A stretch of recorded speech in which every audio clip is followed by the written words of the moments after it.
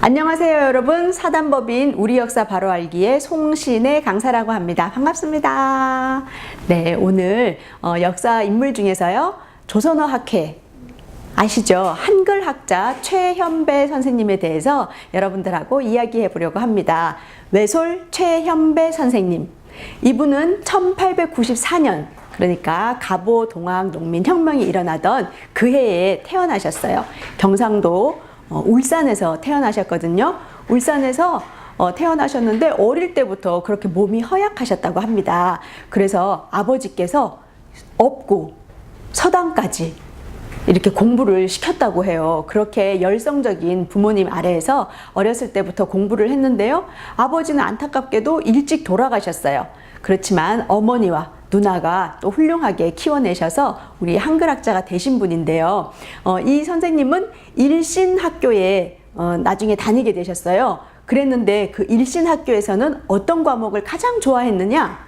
국어학자였기 때문에 당연히 국어를 가장 좋아했을 거라고 생각하지만 그렇지 않았다고 합니다. 기록에 의하면 나는 산술 과목을 가장 좋아했다. 이렇게 기록이 되어 있어요. 바로 산술을 좋아했던 거죠.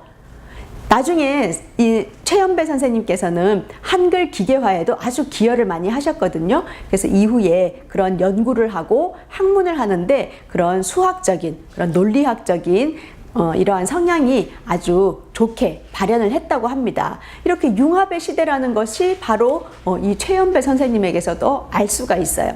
네. 자, 이렇게 해서 일신학교를 다니셨는데 1910년 3월에 어느 학교를 다니게 되셨냐? 이제 서울로 가서 공부를 해야 되겠구나 해서 관립 한성학교를 들어가시게 됩니다. 이 한성학교에서는 1년에 한 명씩 관비 유학생을 뽑는데요. 관비로 나라에서 일본 유학을 보내주는 그런 혜택이 있었어요. 학업 성적이 우수한 학생들에게. 그래서 그러한 것들을 좀 원하시기도 하셨고, 그래서 한성에 서울로 가서 공부를 하시게 됩니다. 그런데 그 1910년 입학을 하시고 나서 5개월 후인 8월에 무슨 일이 일어나죠? 그렇습니다. 경술국치가 일어나게 되죠. 바로 나라를 일본에 빼앗기게 되는 겁니다. 그래서 이 한성학교가 이름도 바뀌어요. 경성고등보통학교로 학교 이름도 바뀌고 선생님도, 교장 선생님도 일본 사람으로 바뀌고, 그때 이 최현배 선생님은 참 큰 실망을 했다고 해요. 내가 과연 배워서 무엇을 하나, 나라를 잃었는데 하는 그런 마음에서 좀 기운이 없었는데, 이때 인연을 만나게 됩니다. 누구를 만나게 되느냐? 바로 주시경 선생님을 만나게 됩니다. 조선어 강습회라는 곳을 가게 됐는데요.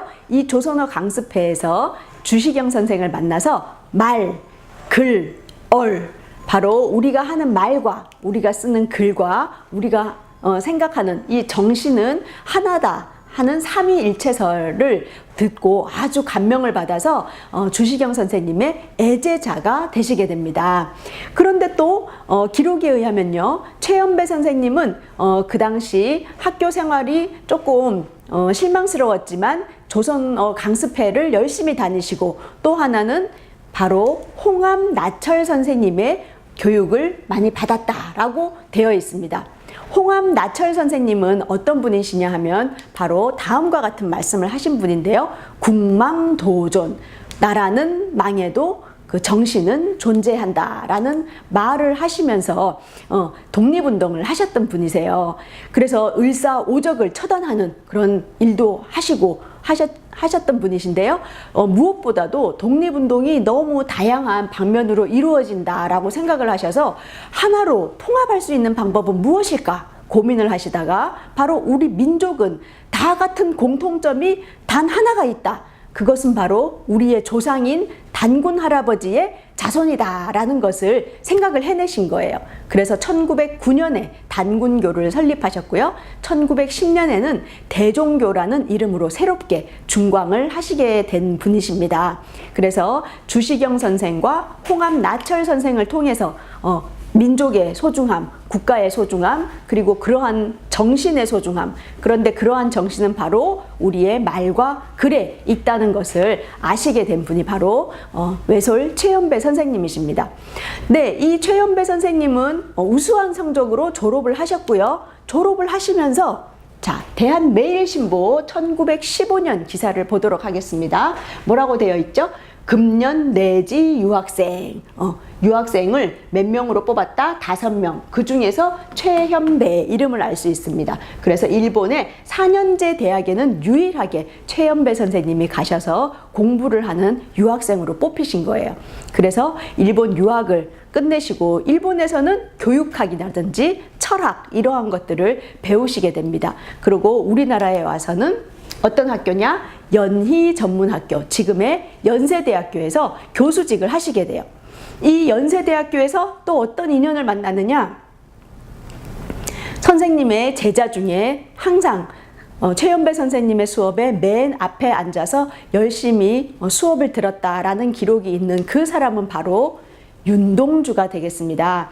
우리나라 사람들이 가장 좋아하는 시인이죠. 이 윤동주가 그냥 하루아침에 생긴 게 아니에요. 바로 최연배 선생, 그리고 주시경 선생, 홍합나찰 선생, 그 위로 쭉 올라가는 이러한 여러 스승들이 있었기 때문에 바로 이 윤동주가 탄생하게 된 거죠. 네, 이렇게 활동을 계속 하셨는데요. 어떤 일이 있었냐? 이렇게 계속 문화적인 그리고 그 제자를 양성해내고 이런 것을 보면서 이걸 탄압을 하고자 했어요. 일제에서는. 그래서 흥업구락부라는 사건을 만들어내게 됩니다. 그래서 연희전문학교에서 최연배 선생님이 쫓겨나시게 됐어요. 지금으로 생각하면 하루아침에 직장을 잃은 거잖아요. 그리고 언제 다시 복직을 할 수도 없는 그 상황에서 정말 그 생활고가 심했다고 합니다. 그 생활고 속에서 나는 그럼 어떤 일을 해야 될까 생각하시다가 그래, 오히려 시간이 났기 때문에 이때 내가 그동안의 한글을 다 집대성을 해야 되겠다라고 하셔서 여기 있는 한글갈 그리고 우리말본이라는 국어학사에서 아주 중요한 그 위치를 차지하고 있는 2권의 저서를 발간하시게 됩니다. 그래서 이러한 책들도 쓰시고 나중에 다시 연희전문학교에 복직을 하셔서 교수직을 계속 이제 하실 수 있게 됐거든요. 그 외에도 조선민족 갱생의 도라고 하는 책은 유학생활을 마치고 돌아오시면서 쓰셨는데요. 이렇게 한글 책뿐만이 아니라 우리 민족을 깨우는 이러한 책들을 돌아가실 때까지 끊임없이 내셨던 지도자가 바로 최연배 선생이 되겠습니다. 네, 한글이 목숨 최연배. 일제강점기 때 한 식당이 있었어요. 그 식당은 아주 유명한 식당이었는데 식당을 들어갈 때 유명하신 분들에게 사인을 받았다고 합니다. 요새 말로 하면 방명록을 썼는데요. 대부분의 그 당시 지식인들은 뭐 라틴어를 쓴다든지 이렇게 한자를 쓴다든지 그런 식으로 사인을 남겼다고 합니다. 그런데 최연배 선생님은 바로 한글이 목숨, 그만큼 우리의 정신을 지키는 것이, 우리의 말과 글을 지키는 것이 바로 독립운동이고 그것이 바로 우리의 살 길이다 라는 그 뜻을 담아서 이러한 글을 쓰셨습니다. 이러한 마음을 가지고 계셨기 때문에 아까도 말씀드렸지만 한글학자 많은 분들이 그 주시경 선생님 그리고 홍합나철 선생님의 뜻을 이어받았기 때문에 대종교 신자가 아주 많았어요. 일제강점기 후반에 갈수록 일본한테 나라를 빼앗긴 지 10년 독립운동을 했어. 그래도 독립이 안 돼. 20년, 30년이 돼도 독립이 되지 않자 많은 지식인들은 일제에 친일하는 그런 변절의 길을 걷게 됩니다. 그렇지만 대종교 계통의 독립운동가들은 변절자가 나오지 않는 거예요. 그래서 일제는 생각했습니다. 이 독립운동 하는 사람 중에서 절대 변하지 않는 대종교를 탄압해야 되겠다.